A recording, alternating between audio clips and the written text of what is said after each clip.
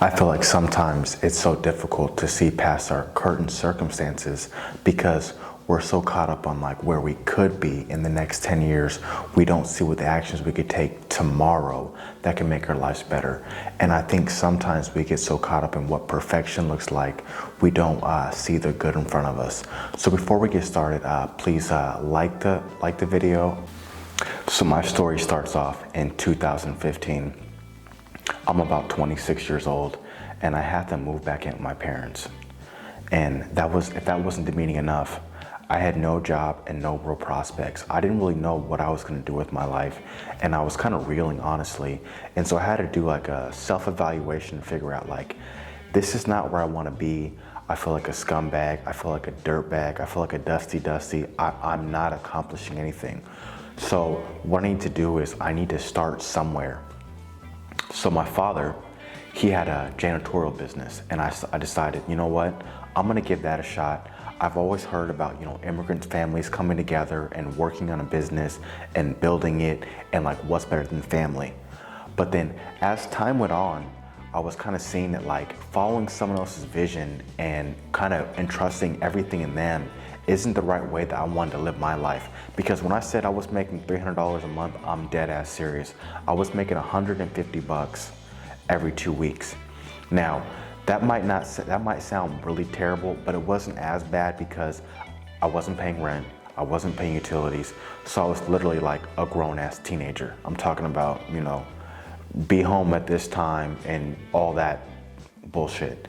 So when that happened, I found myself saying, you know what? I'm gonna still work this job, but I need to elevate. This can't be my end point. And even if this thing was successful and I was making like $40,000, do I really wanna be cleaning up shit? Do I really wanna be, cleaning up mystery things off tables? I don't know what kind of slime these things are, what this stuff is, like I'm good. So I found myself scrolling on Facebook and not just looking for entertainment, but actually going there with the purpose of trying to find people that have elevated their life and have done something that I haven't done and really kind of had a different trajectory in themselves. So I found people that were in the trades, and one of my friends named Ryan, he was a carpenter. And I constantly kept bugging him like, hey bro, how did you get in the carpenters? How much money do you make? All these things, like my main focus was just trying to elevate myself. I didn't really care about like the job per se, but I just wanted to elevate my standards. And so he told me that it was fairly difficult. There could be a lot of hoops you have to jump through. And I think that it's important that anything that's worth having, it's not gonna be easy. It's gonna be difficult.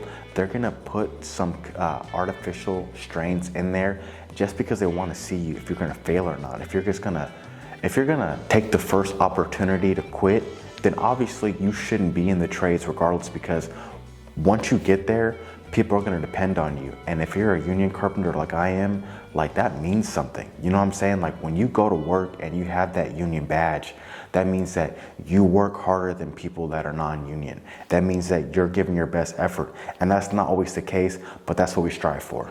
You've seen the thumbnail. And before I go any further about like what you're gonna be required to do when you go to a job site, or what kind of fulfillment you get when you see a building, finally getting finished and all these things, let's talk about the bag. Let's talk about how much money you're gonna make when you first start off and how much money you should make about when you leave. So I got the union sheet. Now, there's a caveat. I do live in Oregon and I am a union carpenter. So that means that we do make more than average, but these things should be fairly similar to the cost of living from where you live. So as a union carpenter, as a first-time apprentice, you're gonna make about 60% scale of what a journeyman makes. And so right now, that's 26.28. And as a second term, it's 28.47, and it goes on. You see the sheet right there. Now, one of the things that's the benefits of being a union carpenter or working in a union period is you're not gonna have to fight for these raises every, period. All you have to do is go to your classes and get your work hours. And then once you fulfill those requirements, these raises happen automatically. And that's one of the benefits of being in a union. You don't have to grovel and beg for a couple extra shillings from your boss. These things happen automatically because your brothers and sisters in the union have already fought for you. You know what I mean? So I really love that, because they don't really expect you. When you first get in, you're making 26, 28, and they don't even expect you to know anything. And a lot of times you're going to be doing some of the more remedial tasks. You might be sweeping, you might be cleaning, you might be holding a 2x for someone else to adhere to something. But the thing is, you're supposed to be watching and learning, because at some point you're going to be asked to step up and take more of a active role in building stuff. But when you first get started off, you have to get adjusted. You have to get acclimated to what the trades are. But think about that. You're getting paid to get acclimated. You're getting paid to get adjusted to this stuff. And it's not a bad wage. I mean, you have people going to college with 4 years degrees and they're not making almost $27 an hour. And the whole time when you're learning and you're going to all these classes, you're still getting paid throughout. So it's like you're getting paid while you're going to college. That's unheard of.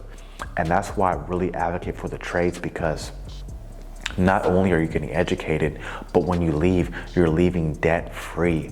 You're leaving with the ability to go work anywhere in the US as a carpenter. And you can do these things in your house. Like, you can't take that philosophy degree and work on your house with it and improve your standard of living with it. You can't take that and get a fixer-upper and hang that degree on the wall, and now your house is worth more money. It leaves you with skills that you also can impart on your family members, your siblings. You can definitely be a cornerstone in your family. Like when, hey, I need this mounted, or hey, do you think you'd help me with this window? You can be that person, and that sense of fulfillment you get, like when you can now add value to other people's lives, it's phenomenal. One of the main things that I hear all the time is that there's certain jobs, like especially in the trades, that are like just for certain people, like they're just for white people or they're just for Hispanic people.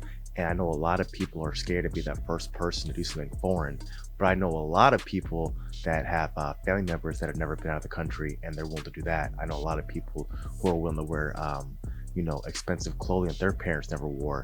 I know a lot of people know how to find out what Balenciaga is or Versace and Louis Vuitton, but people won't put themselves out there to try a different career path that makes an abundant amount of money. I find that, comical, to say the least. So if you think that you're not going to see a lot of people that look like you in the field, that might be true.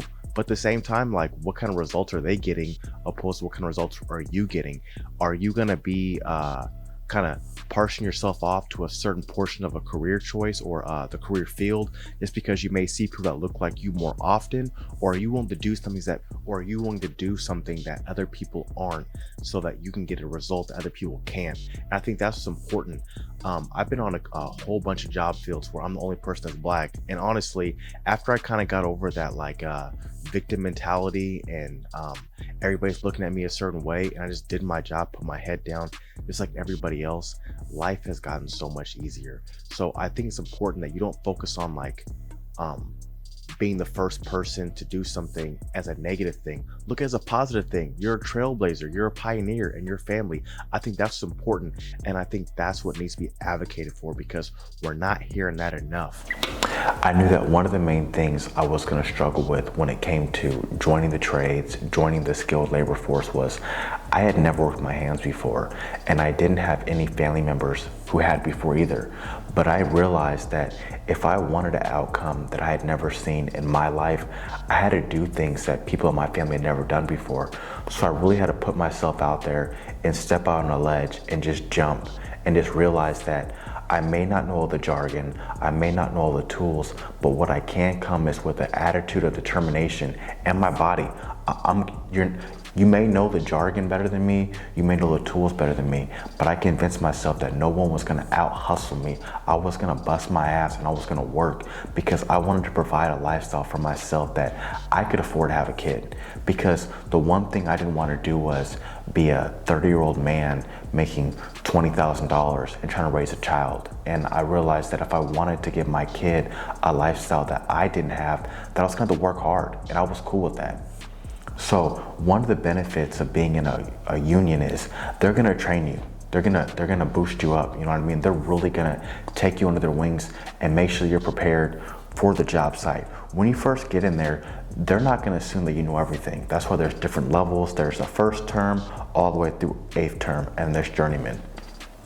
And they also have classes. So you're constantly getting taught different things as far as like reading blueprints, like catching up on your math, different things that you may not think that they would teach you or help you out with are gonna be commonplace, because they understand now that a lot of people are not coming with that same background knowledge they had in the past. Like, people now are getting taught on the job. People may have never touched a skill saw.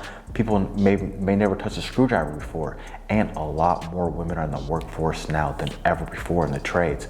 So there's definitely got to be some kind of balance where now people are coming fresh. You want different diverse opinions. You want different diverse ways of thinking.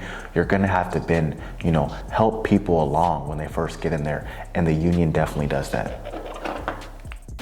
One of the benefits of being a union carpenter or a general carpenter is you get to see things in a whole new light.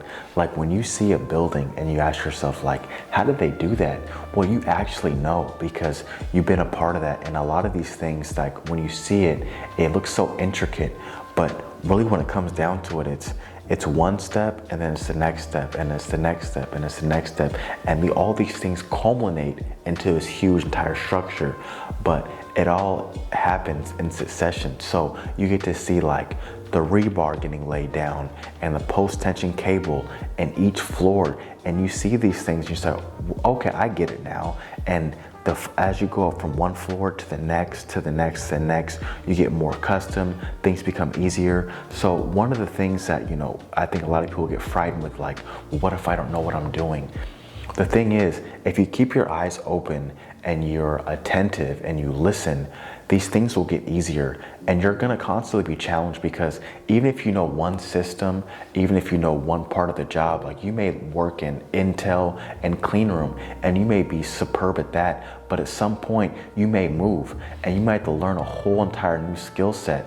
The thing is, if you keep the mindset of like, okay, I'm gonna do whatever I can to get this job done, and I'm gonna give my best energy, I'm gonna be as friendly as possible, people will work with you, because people understand like you're not always gonna be, on top of your game when it comes to everything. Carpentry has such a huge scope of work that you may work in one sector for so long that you may never even touch the other one. Like if you work in doors and hardware, you may never do concrete. So the expectations are going to be lowered as far as like what you might know. But the thing is, like, are you receptive? Do you bring a good attitude? And like a lot of times, people that stay along the longest aren't the people that know everything. If you know everything and you make people fucking miserable around you, you'll get laid off a lot quicker than a person who isn't perfect but brings a good attitude and makes people feel good around them. They'll keep that person around a lot longer. So that's what it really comes down to, is like, what's your attitude? What do you bring to the table to make people feel better, to bring that morale up? And that's all that really matters when it comes down to it. You know what I mean? Please like and subscribe to my YouTube channel. I know it's fairly small. I got about 35 subs at the time of this video. So if you're the first one to see this, congratulations. I'm starting off, and hopefully you can be the catalyst to help spark this thing off. I just want to normalize success, the trades, going to the middle class, and really just elevating, being that first cornerstone to success and generational wealth. And if you have the same vibe as me, subscribe to the channel. Join the Discord. We have a lot of conversations where we have cross-pollination. We talk about different things when it comes to economics, parenting, everything in between. So if you like that, then join. It's going to be in the description for the Discord channel. Thank you.